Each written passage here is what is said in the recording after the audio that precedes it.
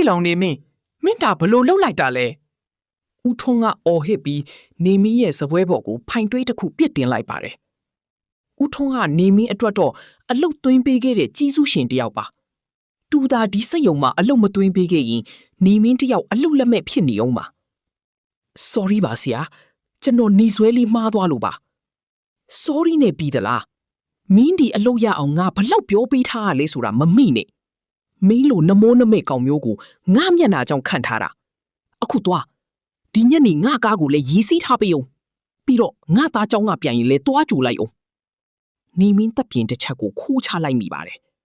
ဒါပထမဆုံးအကြိမ်မဟုတ်တော့ပါဘူးဦးထုံးကနေမင်းကိုအလုတ်မှာအမားတစ်ခုခုတွေ့တာနဲ့ကြီးစုကိုအကြောင်းပြပြီးသူ့ရဲ့ကိုကြီးကိုတာကိစ္စတွေကိုခိုင်းစီတတ်တယ်လို့တခါတလေလူရှိသူရှိမှလည်းအကြီးအကျယ်နှိမ်ချပြောဆိုတတ်ပါတယ်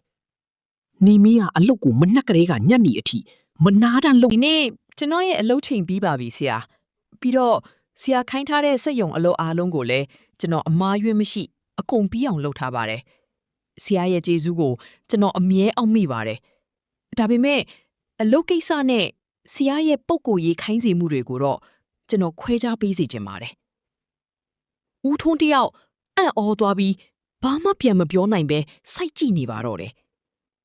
နေမင်းဟာအလုမှာတကယ်ကိုအယီချင်းရှိပြီးစူးစမ်းတဲ့သူမှန်စိတ်ယုံမှုကပါတတိထားမိနေပြီဖြစ်လို့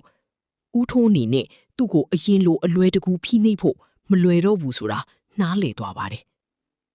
နေမင်းဟာထိုနေ့ကစပြီးကြီးစုကျိုးရဲ့ချီနှောင်မှုကနေလွတ်မြောက်သွားသလိုသူကိုယ်တိုင်လည်းပုံမူရင့်ကျက်တည်ငြိမ်တဲ့လူငယ်တစ်ယောက်ဖြစ်လာပါတော့တယ်